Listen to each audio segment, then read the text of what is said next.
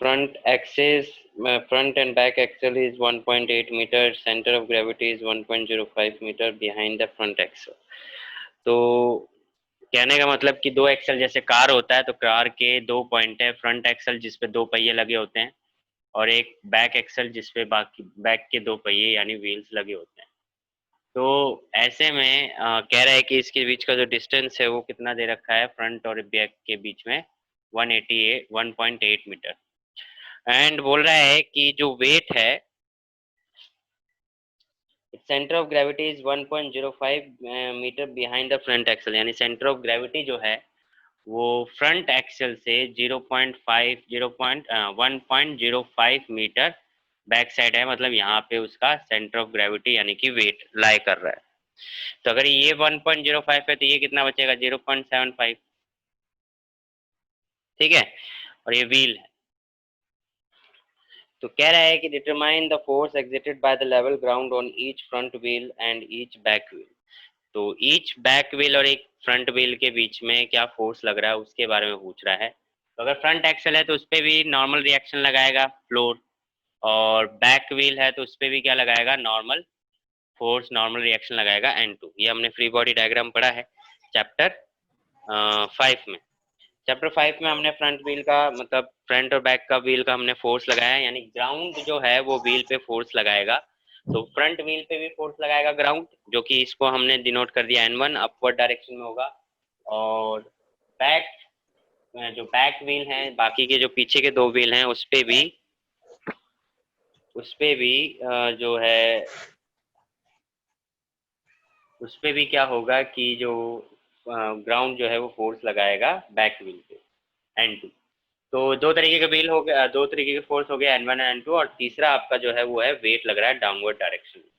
तो आपसे पूछ रहा है कि N1 और N2 की वैल्यू निकालनी है या फिर दोनों, यानी कि आगे के जो फ्रंट के दो व्हील्स हैं, फ्रंट दो व्हील है उस पे फोर्स निकालना है और बैक के जो दो व्हील हैं उस पे फोर्स निकालना है। तो नॉर्मल रिएक्शन निकालोगे तो आपका आंसर आ जाएगा। तो दो इक्वेशन बनती है फ्रॉम ट्रांसलेशनल मोशन, यानी ट्रांसलेशनल इक्विलिब्रियम अगर हम देखें सर। हाँ जी सर ये 0.75 कहाँ से आ गया? 1.8 टोटल है तो उसमें से 1.05 माइनस करोगे तो कितना बचेगा, अच्छा माइनस कर दिए, ठीक है। इतना डिस्टेंस 1.05 है ना, तो इतना ही आपका 0.75 बचा।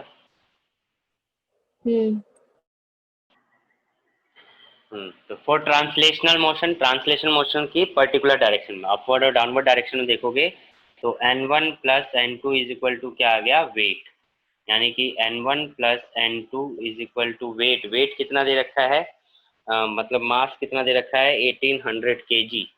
तो 1800 इंटू में 9.8, क्योंकि जो वेट होता है वो क्या होता है mg के बराबर होता है। तो ये आपका आ जाएगा, इसको सॉल्व कर लोगे तो कितना आ जाएगा, N1 प्लस N2, N1 यानी फ्रंट है और N2 यानी बैक है, तो मल्टीप्लाई करोगे तो कितना आएगा, ये 17640 न्यूटन। ये आपकी एक इक्वेशन बन गई, ठीक है। फिर देखते हैं रोटेशनल इक्विलिब्रियम। रोटेशनल इक्विलिब्रियम मैंने आपको समझाया है। रोटेशनल इक्विलिब्रियम में क्या होता है कि हम टॉर्क देखते हैं, फल्क्रम पॉइंट देखते हैं और रोटेशन देखते हैं, ठीक है। तो अगर आप देखो कि इस पॉइंट को, इस वाले पॉइंट को आप फल्क्रम मान लो, ठीक है, इस पॉइंट को क्या मान लो, फल्क्रम। तो रोटेशन आप देख लो ये एक तरीके से और एक से, मैंने कहा था कि कोई भी एक रोटेशन देख लो उसके अकॉर्डिंग आप चलोगे, जो हमने प्रिंसिपल ऑफ मूवमेंट पढ़ा था। तो फॉर रोटेशनल इक्विलिब्रियम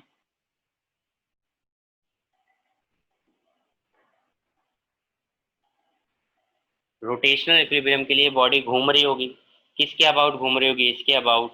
अगर आपको याद हो तो हमने फॉर्मूला बनाया था F1 और F2, अगर इस तरीके का होता था तो हम क्या लिख देते हैं, F1 d1 is equal to F2 d2। ये भी वही केस हो गया, ये फल्क्रम पॉइंट हो गया, ये d1 हो गया और ये d2 हो गया। तो ये फॉर्मूला हमने बनाया था, सेम केस यहाँ पे हो रहा है। तो यहाँ पे क्या हो जाएगा, N1 into 1.05 is equal to N2 into 0.75। ये बात समझ में आई सभी को? यस ये सर। बात सभी को समझ में आई? नहीं, निक्की आपने किया था ये क्वेश्चन, ये होमवर्क में दिया था हमने?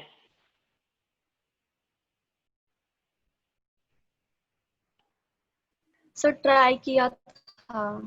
ट्राई किया था, हुआ नहीं। तो अभी जो मैंने समझाया ये समझ में आया आपको? Yes sir. मतलब ये फ्री बॉडी डायग्राम जो बनाया है, फिर ट्रांसलेशनल मोशन और ये रोटेशनल इक्विलिब्रियम दिखाया है, ये समझ में आ गया ना आपको निक्की? कोई इशू तो, कोई प्रॉब्लम तो नहीं हुई?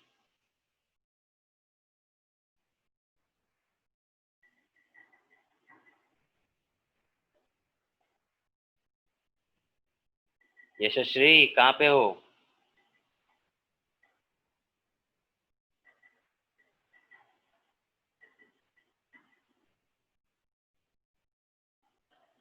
यशस्वी का कोई रिप्लाई नहीं है। चलिए, तो ये समझ में आ गया आप लोगों को। तो ये एक इक्वेशन बन गई। अब इसमें हम क्या कर सकते हैं, यहाँ से n2 की वैल्यू यहाँ पे पुट कर सकते हैं। तो प्रकृति जब यहाँ से n2 की वैल्यू यहाँ पे करोगे तो आपको n1 और n2 की वैल्यू निकल जाएगी, समझे? Yes sir. हाँ। और n1 और n2 जब आपके निकल जाएगा, मतलब कि आपका इससे क्या हो जाएगा, n1 और n2 आपका आ जाएगा। अब आपसे पूछा है ईच व्हील पे पूछा है, तो जो फ्रंट n1 है उस पे 2 व्हील हैं। तो अगर ईच व्हील पे फोर्स निकालना है, force on each front wheel, तो आपको क्या करना पड़ेगा, n1/2 करना पड़ेगा, क्योंकि 2 में डिवाइड हो जाएगा। इसी तरीके से बैक व्हील के लिए जब आप निकालोगे तो क्या हो जाएगा, n2/2 हो जाएगा। ठीक है?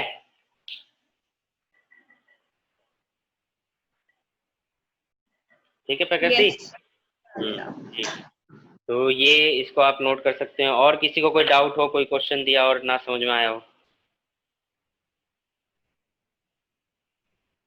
एनीवन?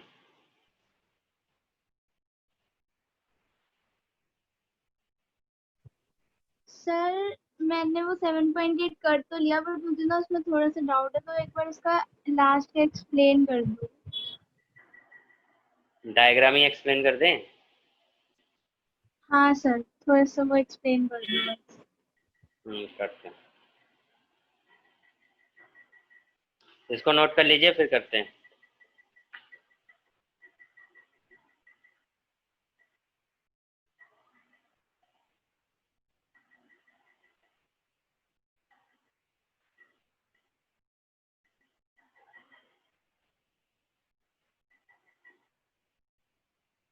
Done sir.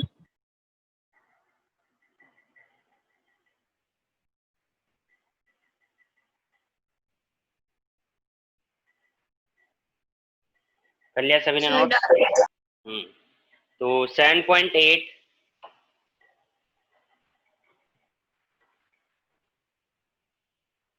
7.8 में क्या दे रखा है आपको, इस तरीके से केस दे रखा है, और ये एक बार मेटल है जो कि इस तरीके से और इस तरीके से है।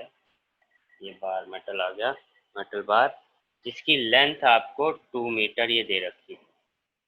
और आपको ये एंगल्स दे रखे हैं 53.3 और 36.9। तो मैं क्या ले रहा हूँ, थीटा और फाई ले रहा हूँ, आप उसके अकॉर्डिंग देखते हैं।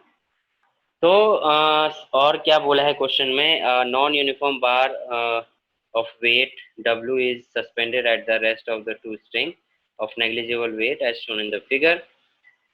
The angles made by the string this and this. The bar is 2 meter long. Calculate the distance D of the center of gravity of the bar from its left end.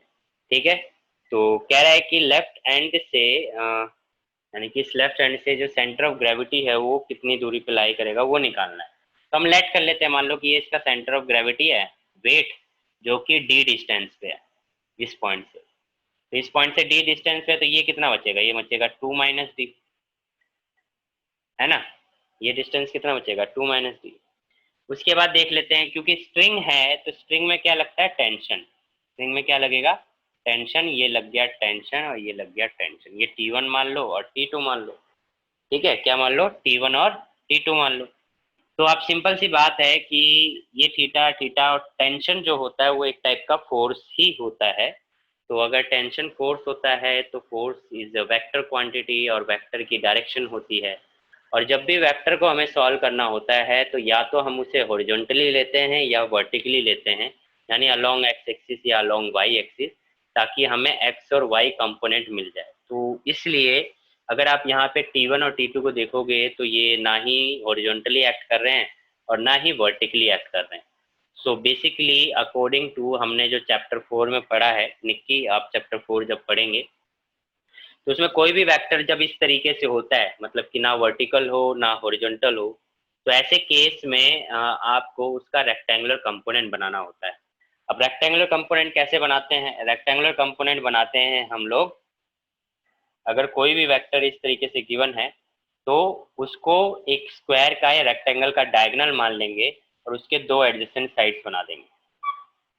ठीक है, ऐसे इस तरीके से अगर ये है तो ये डायगोनल मान के ये दो एडजेसेंट साइड हो गए, अगर ये है तो इसके दो एडजेसेंट साइड्स ये हो गए। ठीक है निक्की?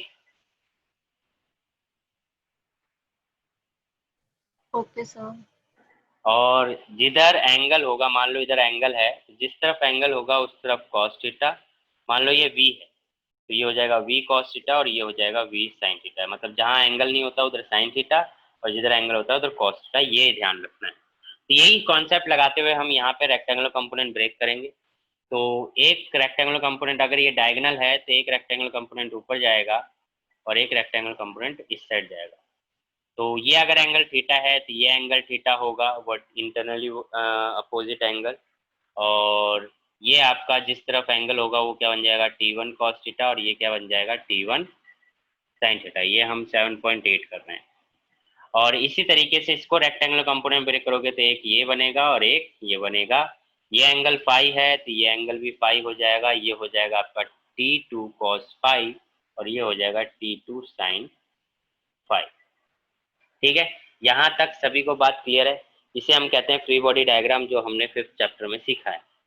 किसी को डाउट यहाँ तक? नो यशस सर।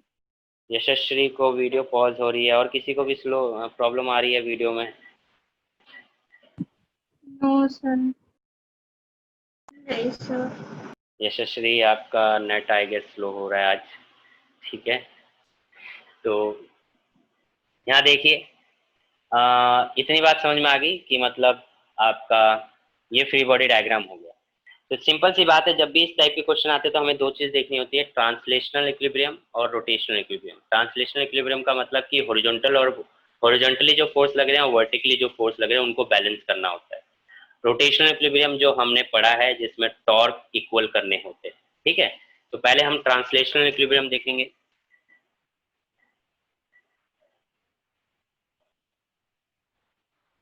तो ट्रांसलेशनल इक्विलिब्रियम में अलोंग वर्टिकल या वाई एक्सिस हम कह सकते हैं, अलोंग वर्टिकल डायरेक्शन देखेंगे। तो अलोंग वर्टिकल डायरेक्शन देखोगे तो अपवर्ड और डाउनवर्ड देखोगे, तो ना बॉडी ऊपर जा रही है ना बॉडी नीचे जा रही है। मतलब अपवर्ड डायरेक्शन में जितने भी फोर्स हैं वो डाउनवर्ड डायरेक्शन के फोर्स को क्या कर रहे हैं, क्या कर रहे हैं, बेसिकली अपवर्ड डायरेक्शन के जो फोर्स हैं और डाउनवर्ड डायरेक्शन के जो फोर्स हैं वो क्या कर रहे हैं, बैलेंस कर रहे हैं एक दूसरे को। तो ये T1 cos theta and T2 cos theta किसको बैलेंस कर रहे हैं, W को। तो आप लिखोगे T1 cos theta plus T2 cos phi is equal to W यानी कि वेट। ठीक है, और अलोंग हॉरिजॉन्टल डायरेक्शन अगर देखोगे तो आपका अगर देखोगे तो बॉडी जो है वो ऐसे भी मूव नहीं कर रही है। तो मतलब ये वाला फोर्स और ये वाले फोर्स एक दूसरे को क्या कर रहे हैं, बैलेंस कर रहे हैं। तो T1 sine theta is equal to हो जाएगा T2 साइन फाई। तो ये दो इक्वेशंस आपको मिली। ठीक है इसके बाद जो है आपको रोटेशनल इक्विलिब्रियम लगाना है, क्योंकि बॉडी रोटेट कर रही है और सेंटर ऑफ ग्रेविटी है, क्योंकि डी की वैल्यू भी निकालनी है हमें। तो यहाँ से आप क्या कर सकते हो कि मतलब वैल्यू निकालोगे तो सॉल्व करोगे तो यहाँ पे क्या होगा, देखो आप कैसे कर सकते हो, रोटेशनल इक्विलिब्रियम लगाएंगे। क्या लगाएंगे, रोटेशनल इक्विलिब्रियम।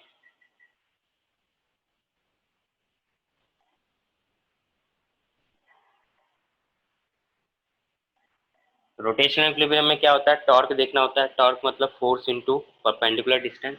कहाँ से? फलक्रम पॉइंट से। तो फलक्रम पॉइंट क्या हो जाएगा? ये वाला पॉइंट हो जाएगा आपका फलक्रम, ठीक है।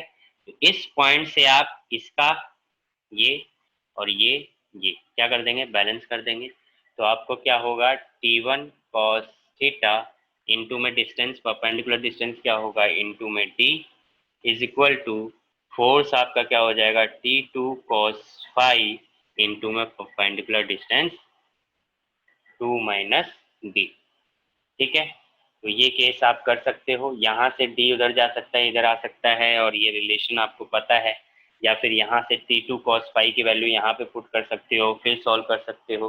तो इस तरीके से आप इसको सॉल्व करा जा सकता है। कोई भी एक तरीका आप अपना सकते हैं, ठीक है। या फिर जो तो हमने थर्ड एक और सेकेंड इक्वेशन बनाई है उसका भी यूज कर सकते हैं, मतलब तरीका है सॉल्व करने का। जैसे कि ये आपने, ये इक्वेशन 1 हो गई, ये इक्वेशन 2 हो गई, और ये इक्वेशन 3 हो गई। तो अगर आप देखोगे तो यहाँ पे और यहाँ पे बैलेंस कर रहा है। T1 से कैंसिल हो जाएगा, T2 से T2 कैंसिल हो जाएगा। तो आप डिवाइडिंग इक्वेशन 3/2, अगर 3 को 2 से डिवाइड करोगे तो आपको क्या मिलेगा? cos थीटा इंटू में D अपॉन में sin थीटा। तो साइन बाय कॉस भी कर सकते हो, साइन बाय कॉस करोगे तो tan आ जाएगा, ठीक है। तो tan/d हो जाएगा, और ये T2 से T2 कैंसिल होगा तो आपका sine phi, sorry cos phi upon में साइन फाई इंटू में 2 माइनस डी। ये चीज आप कर सकते हो। रिवर्स करोगे तो आपका क्या हो जाएगा? tan थीटा अपॉन में d is equal to tan phi upon में 2 माइनस डी। अब थीटा की वैल्यू आपको गिवन है 36.9 डिग्री, फाई की वैल्यू दे रखी है 53.1 डिग्री। अब ये जो एंगल हैं, ये एंगल वैल्यू आपको सॉल्व करने नहीं आते हैं। तो एग्जाम में भी टीचर यही कोशिश करता है कि ये जो एंगल्स गिवन है 36.9 और 53.9, ये ऐसी वैल्यूज दें जो आप सॉल्व कर सकते हो, जैसे कि 60, 10, 60, 10, 45, 30, 90, इस तरीके की वैल्यू देनी चाहिए ताकि सॉल्व हो जाए। पर ये बुक है तो बुक में आप वैल्यू पुट कर सकते हो, जैसे कि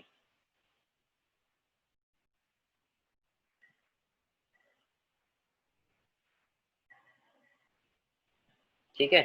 तो उस तरीके से आप वैल्यू पुट कर सकते हो। जैसे 10 जो है 10 36.9 डिग्री आपका आ जाएगा 3/4, ठीक है। उस तरीके से आपका आंसर आ सकता है। क्लियर है ईशा? तो सर अगर हमें वैल्यूज ना पता हो तो आंसर को ऐसे ही छोड़ सकते हैं? ऐसे ही छोड़ दो।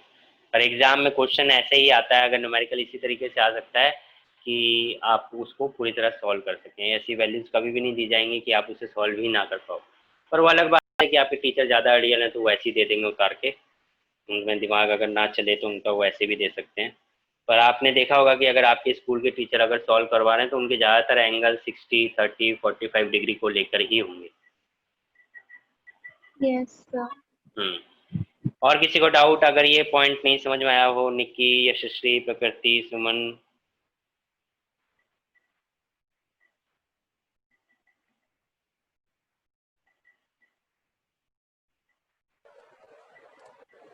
क्लियर है सर। करुणा कहाँ चली गई?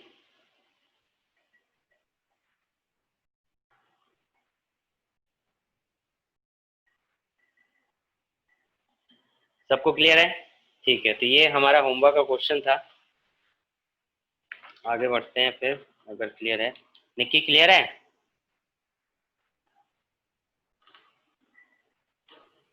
सर जब खुद से करते हैं तो होता नहीं।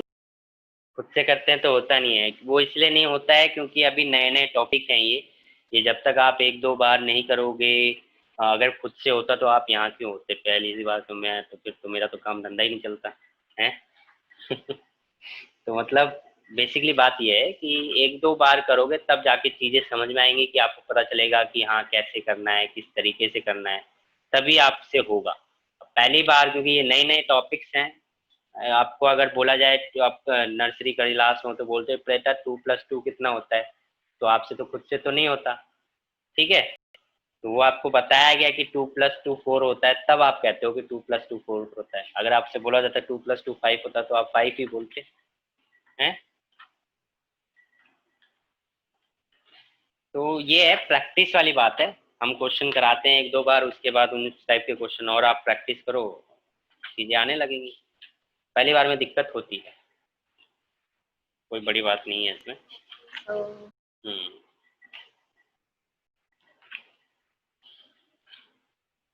हम क्या करने वाले थे आज? हम करने वाले थे मोमेंट ऑफ इनर्शिया।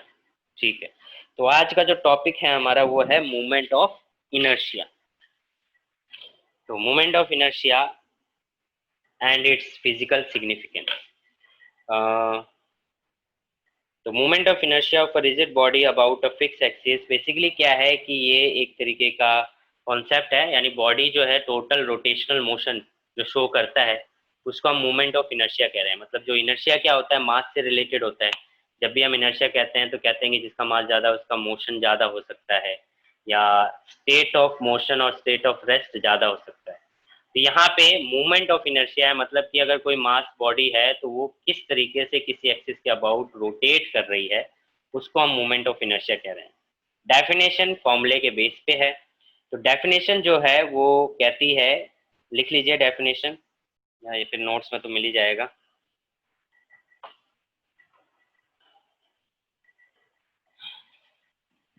डायग्राम के बेस पे पहले समझा देता हूँ कि जैसे कि अगर कोई एक बॉडी है और ये एक एक्सिस है जिसके अबाउट ये बॉडी मूव कर रही है, इस बॉडी का इस एक्सिस के अबाउट ये रोटेट करेगी, तो इस बॉडी का जो पार्टिकल्स हैं वो पार्टिकल्स जैसे कि m1 हो गया,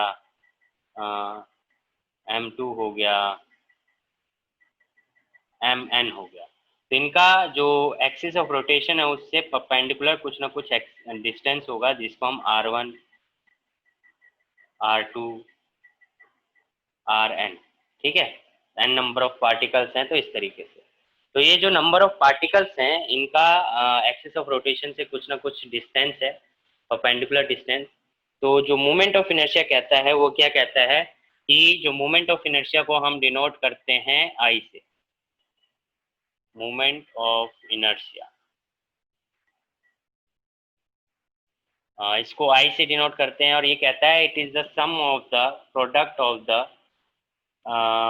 individual masses of the particle and square of the perpendicular distance from the axis of rotation।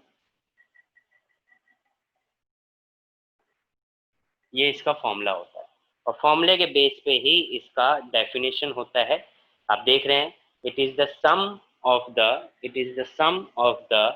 Product of the mass of individual particles and square of the perpendicular distance from the axis of rotation। ये इसकी moment of inertia की definition होती है। ठीक है, तो definition आप लिख लेंगे, उसके बाद ये डायग्राम और फॉर्मूला बना लेंगे।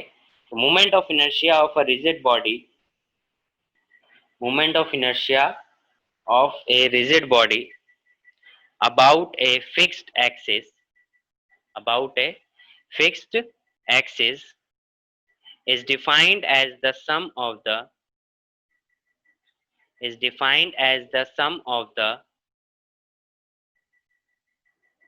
products of the masses of the particle, product of the masses of the particles constituting the body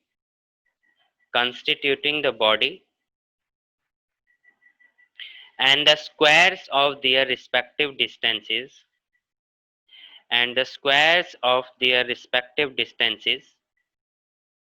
from the axis of rotation।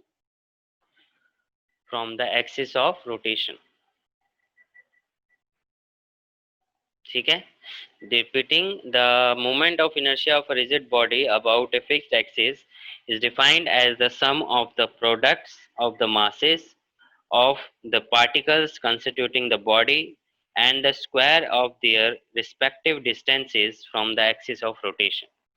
Okay, तो ये हो गया आपका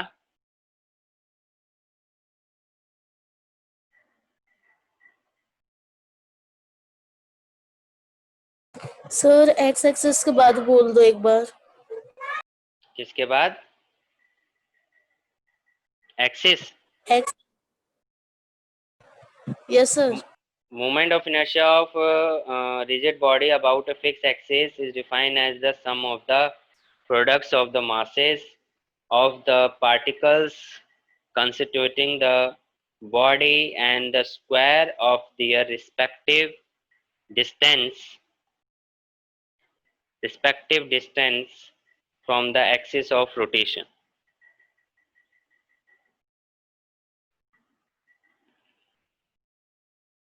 कर लिया सभी ने नोट?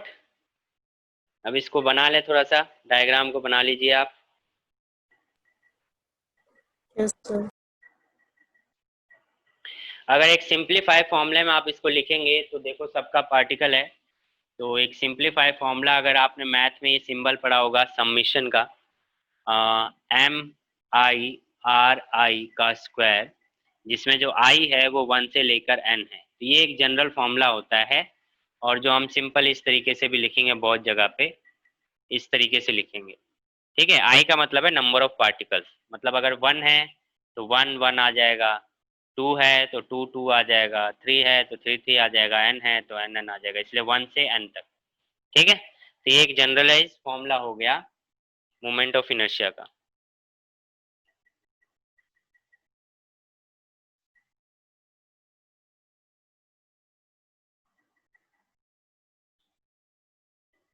ऐसा ही यूनिट अगर आप बताओगे तो सिंपल फॉर्मूले से पता चल रहा है, मास मतलब केजी, आर मतलब डिस्टेंस और स्क्वायर।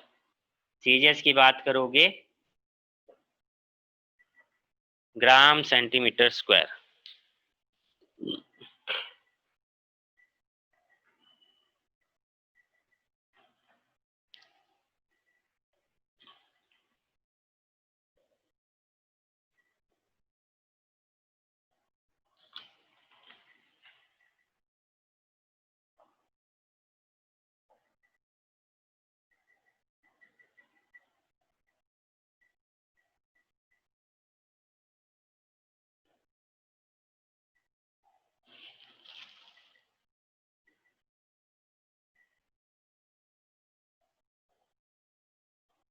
कर लिया नोट?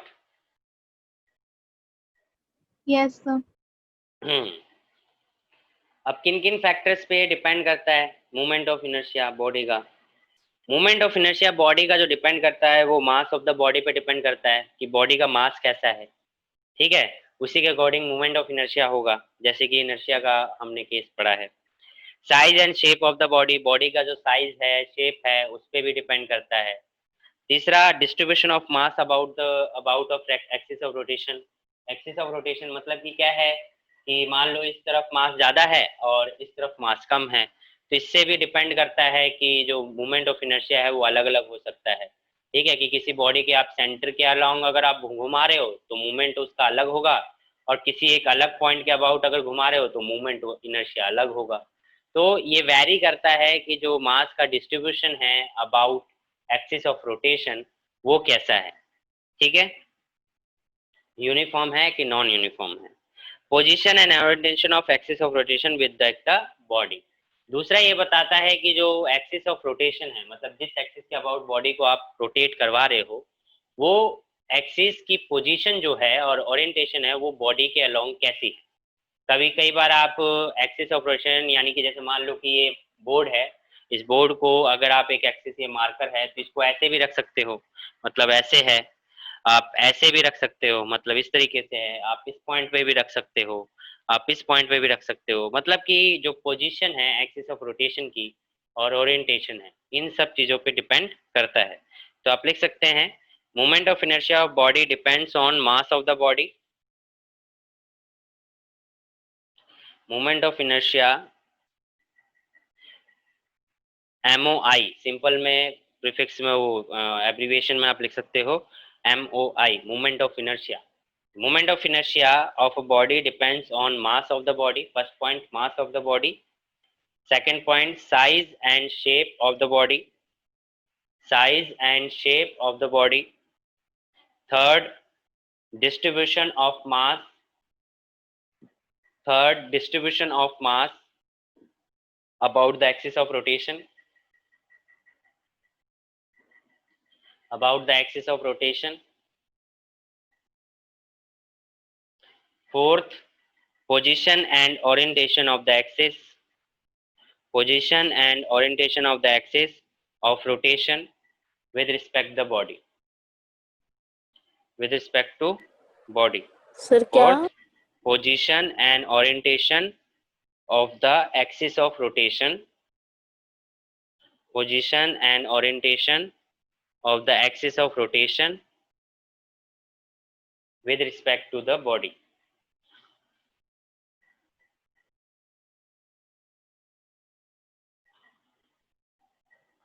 नेक्स्ट है relation between rotational kinetic energy and movement of inertia. Kinetic energy का फॉर्मूला जो आपने पढ़ा है वो लीनियर काइनेटिक एनर्जी है, यानी कि हाफ mv स्क्वायर. यहाँ पे यानी कि जब बॉडी रोटेट कर रही है तो जो रोटेशनल काइनेटिक एनर्जी है वो क्या होगी और उसका मूवमेंट ऑफ इनर्शिया के साथ क्या रिलेशन है वो चीज हम यहाँ पे निकालेंगे. तो यहाँ पे जब हम ये चीज निकालेंगे तो जो रोटेशनल के केसेस हमने पढ़े थे, यानी सिंबल रिलेशन जो पढ़ा था, जैसे कि v is equal to r omega, a is equal to r alpha, इस तरीके के जो रिलेशन मैंने आपको बताए थे वो आपको लर्न होने चाहिए. उसी का यूज यहाँ पे हम करेंगे. ठीक है.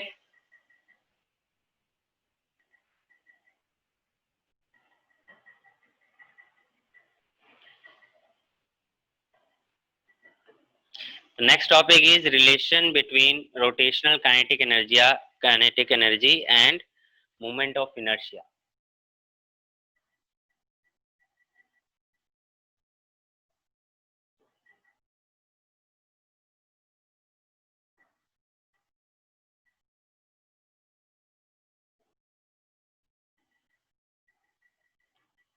ठीक है.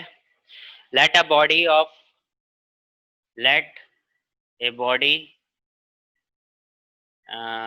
having n particles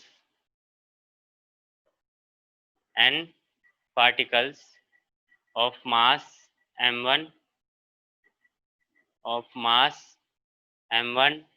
m2 and so on mn. ठीक है. and having velocity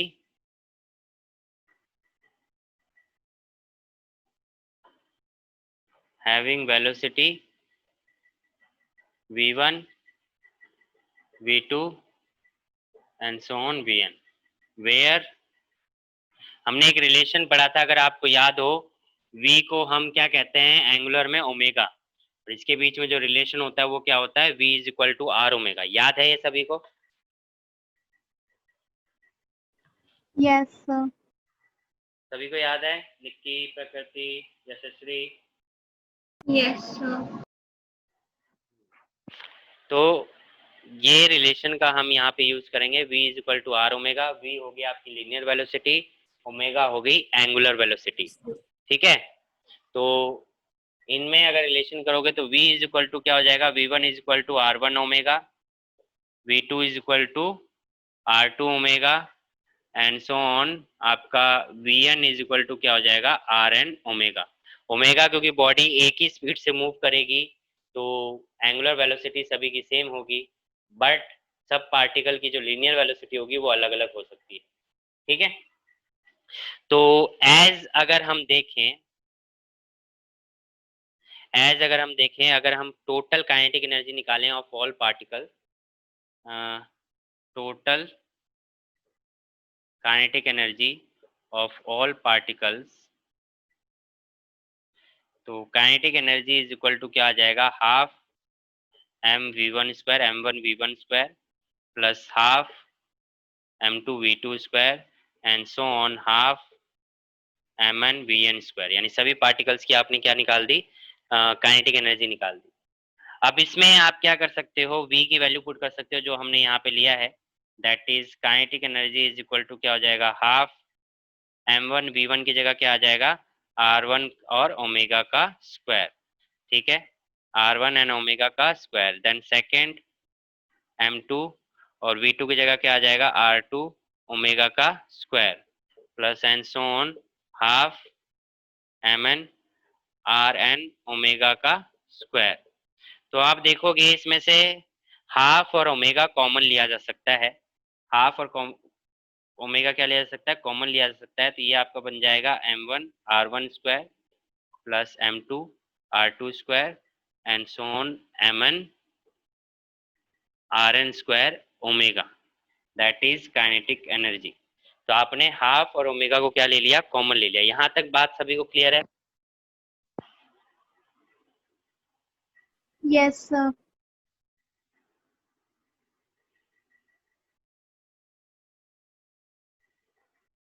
निक्की, प्रकृति, सुमन, यहाँ तक बात क्लियर है? आपने ओमेगा को कॉमन ले लिया है। अब आप देखो तो ये जो फॉर्मूला है m1 r1 square m2 r2 square और mn rn स्क्वायर, ये फॉर्मूला किसका बन गया? आपको मोमेंट ऑफ इनर्शिया का फॉर्मूला बन गया। ठीक है, kinetic energy is equal to half क्या आ जाएगा, summation of mr square into में omega, as I is equal to होता है summation of mr square. So kinetic energy is equal to क्या आ गया, हाफ I ओमेगा स्क्वायर। ये रिलेशन आ गई काइनेटिक एनर्जी और मूवमेंट ऑफ इनर्शिया के बीच में।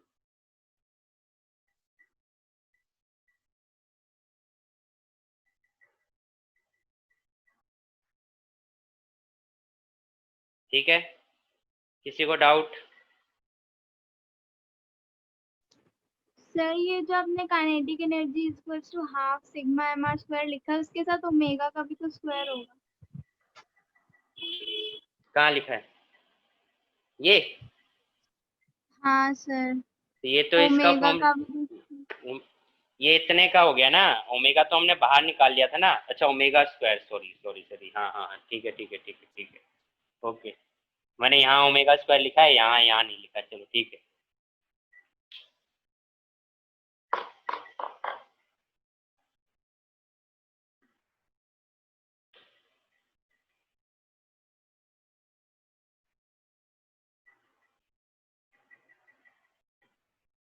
नोट कर लीजिए।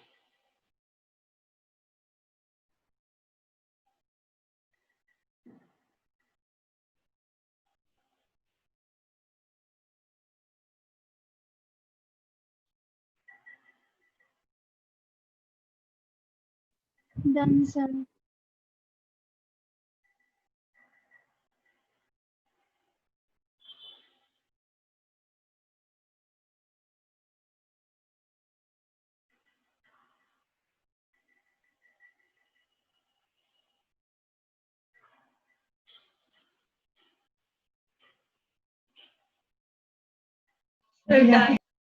डन, ठीक है।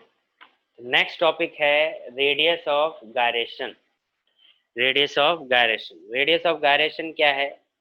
रेडियस ऑफ गायरेशन बेसिकली आप समझ लीजिए कि जिस तरीके से हम सेंटर ऑफ मास निकाल रहे हैं तो उनका पोजीशन ऑफ एक्सिस है। ठीक है, तो अगर आप जो पोजीशंस हैं, जितने भी पार्टिकल हैं उन सभी का पोजीशन है, उसका अगर आप स्क्वायर और मीन निकाल दो तो ये एक तरीके से रूट मीन स्क्वायर वैल्यू हो जाती है, यानी सभी पार्टिकल्स के लिए वैल्यू हो जाती है। तो ऐसे में क्या किया जाता है कि जो रेडियस ऑफ गायरेशन बेसिकली बनता है, होल बॉडी की बात हो रही है, जैसे सभी पार्टिकल्स का एक्सिस ऑफ रोटेशन डायग्राम,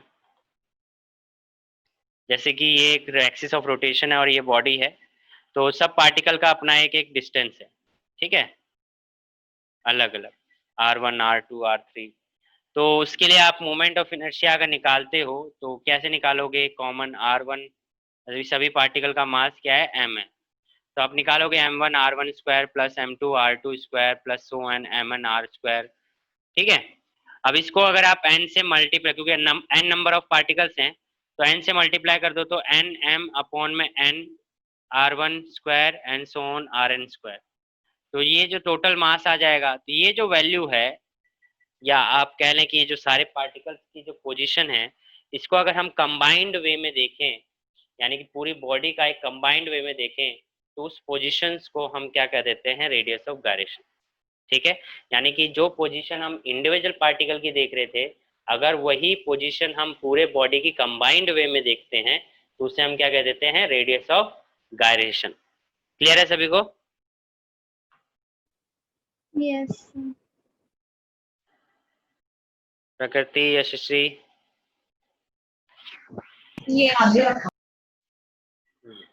तो ये रेडियस ऑफ गायरेशन हो गया। दूसरा, इसको रूट मीन स्क्वायर वैल्यू भी कहा जाता है। ठीक है, इसको क्या बोला जाता है? रूट मीन स्क्वायर वैल्यू भी कहा जाता है। ये भी एक तरीका है। फॉर्मूला में लिखवाऊंगा क्या है। डेफिनेशन जो है, the radius of gyration of a body, लिख लीजिए definition.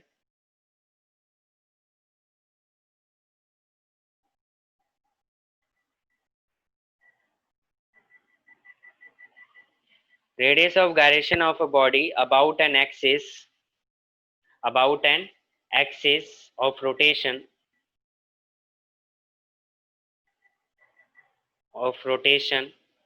may be defined as the root mean square distance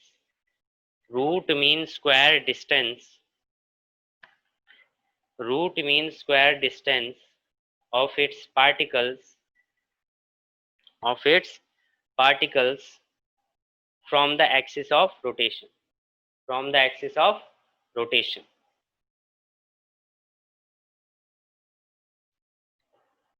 From the axis of rotation.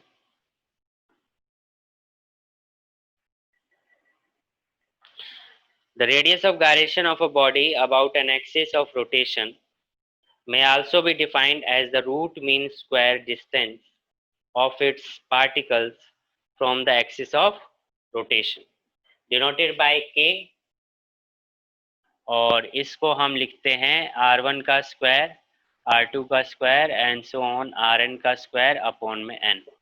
तो रूट भी हो गया, मीन भी हो गया और स्क्वायर भी हो गया, तो इसको हम रूट मीन स्क्वायर यानी RMS value, root mean square value भी बोलते हैं।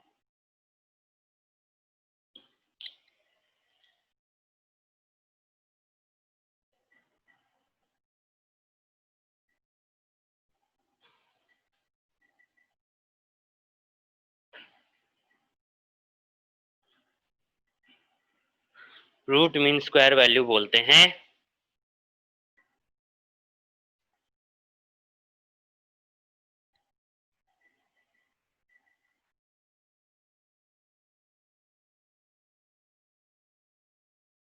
क्लियर है?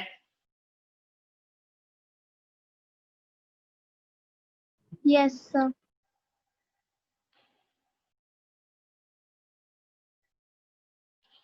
तो जिसका माइक नहीं चल रहा वो थम्स अप कर दिया करो, सामने ही होता है स्क्रीन में, इजीली हो सकता है। आप लिखना टाइप करो इतनी देर में तो थम्स अप कर दो, ठीक है? तो क्या कह रहे थे हम? हाँ, तो ये था आपका radius of gyration. Next topic है थ्योरम। जो दो थ्योरम है, perpendicular axis theorem and parallel axis theorem, important theorems हैं। इसके ऊपर काफ़ी क्वेश्चंस आ जाते हैं, डायरेक्ट क्वेश्चन भी आते हैं, इनडायरेक्ट भी आते हैं। तो सबसे पहले हम करेंगे theorem of perpendicular axis. Definition लिखेंगे फिर उसको समझेंगे, ठीक है? तो डेफिनेशन लिख लीजिए, थ्योरम ऑफ परपेंडिकुलर एक्सिस या परपेंडिकुलर एक्सिस थ्योरम, इस तरीके से भी लिखा जा सकता है, perpendicular axis theorem.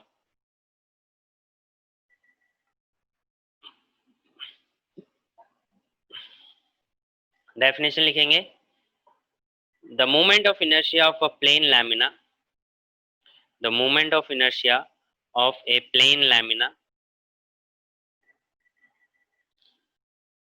about an axis, plane lamina about an axis perpendicular to its plane, perpendicular to its plane,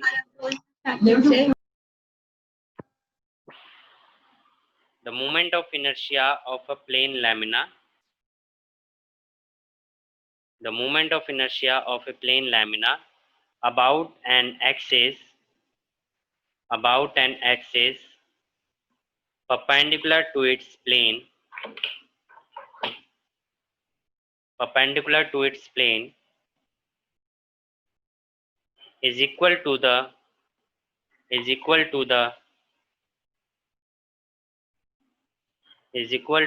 sum of the moments of inertia sum of the moments of inertia of the lamina,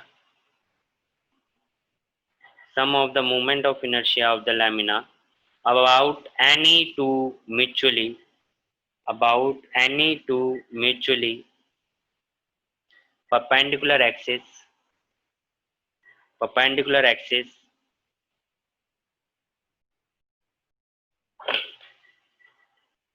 perpendicular axis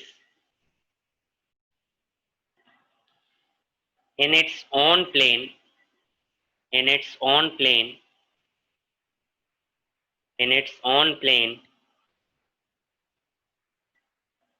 and intersecting each other, and intersecting each other, and intersecting each other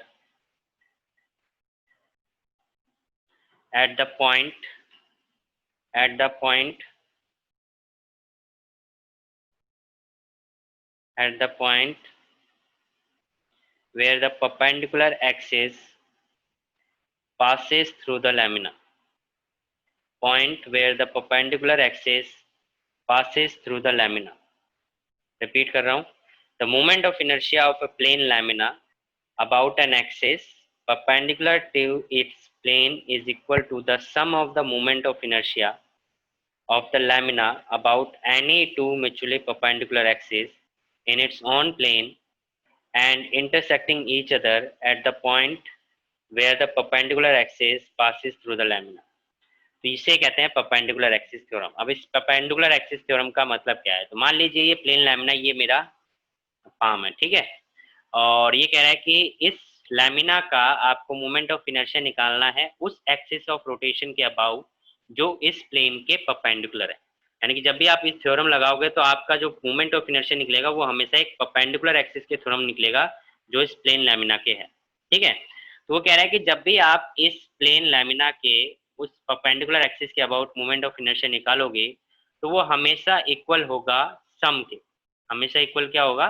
सम के. और वो सम किसका होगा? दो अलग axis होंगे जो कि इसी प्लेन पे लाई करेंगे, चाहे ये ऐसे हो गया और ऐसे हो गया, मतलब इसी प्लेन पे लाई कर रहे हैं. एक तो ये हो गया परपेंडिकुलर, एक तो ये परपेंडिकुलर हो गया, और दो हो गए जो इसी प्लेन पे लाई कर रहे हैं. ठीक है, तो कह रहे हैं कि ये जो तीनों हैं, तीन मैंने बात करी, एक ये परपेंडिकुलर जिसके अबाउट आप निकाल रहे हो, बाकी दो जो इसी प्लेन पे लाई करते हैं. ठीक है, इस प्लेन पे लाई कर रहे हैं. ठीक है, तो इस प्लेन पे लाई कर रहे हैं, तो ये जो इन दोनों के अबाउट मोमेंट ऑफ इनर्शिया होगा, मतलब इसके अबाउट मोमेंट ऑफ इनर्शिया और इसके अबाउट जो मोमेंट ऑफ इनर्शिया होगा, इन दोनों का जब आप सम निकालोगे तो वो इस तीसरे जो परपेंडिकुलर एक्सिस है उसके अबाउट मोमेंट ऑफ इनर्शिया के बराबर आएगा.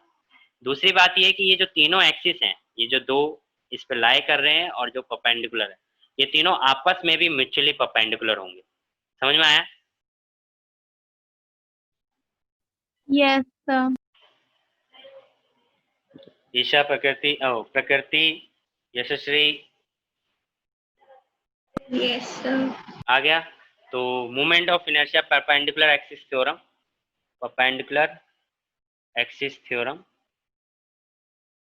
इसका मतलब है कि अगर ये प्लेन लैमिना है और ये परपेंडिकुलर है, इसको आप जेड मान लो, ठीक है, या फिर जेड और जेड क्यों, इसको वाई मान लो, और ये आपका एक्स हो गया, और ये कोई परपेंडिकुलर जेड एक्सिस है. तो ये परपेंडिकुलर जेड एक्सिस बाहर की तरफ आ रहा है और ये दोनों जो एक्सिस हैं वो इसी पॉइंट पे लाई कर रहे हैं, मतलब जेड एक्सिस आपका ये हो गया मार्कर, और वाई और एक्स जो एक्सिस हैं वो इसी प्लेन पे लाई कर रहे हैं.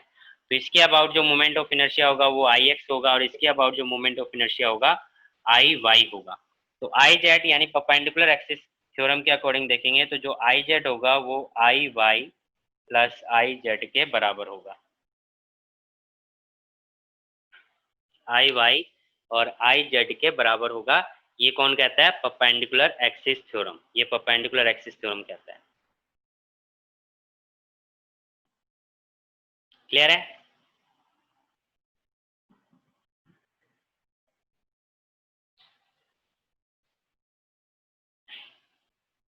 समझ में आया? Yes, sir. तो इसको आप नोट कर लो. इसकी फिर प्रूफ है, मतलब प्रूफ करके निकालना है, यानी कि ये फॉर्मूला निकाल के दिखाना है, शो करना है, तो वो भी हम कर लेंगे, पर वो नेक्स्ट क्लास में करेंगे। आज के लिए इतने करते हैं, फिर नेक्स्ट क्लास में आपकी थ्योरम्स हैं, पर पैरेलल एक्सिस थ्योरम, फिर उसके बाद एप्लीकेशन इनकी, और एप्लीकेशन के बाद इसमें तो रह रहा है सर। हाँ, ये चैप्टर थोड़ा लंबा है, चलेंगे अच्छे से चैप्टर को।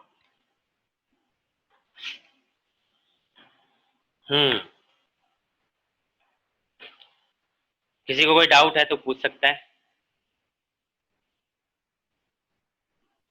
क्लियर है सर आज की क्लास से। तो मिलते हैं फिर नेक्स्ट क्लास में। Till then bye bye. आज का होमवर्क के लिए आज ऐसा कुछ किया नहीं हमने, पढ़ाई है, तो अभी जब हो जाएगा तब हम करेंगे। Have a good day sir. Same to you.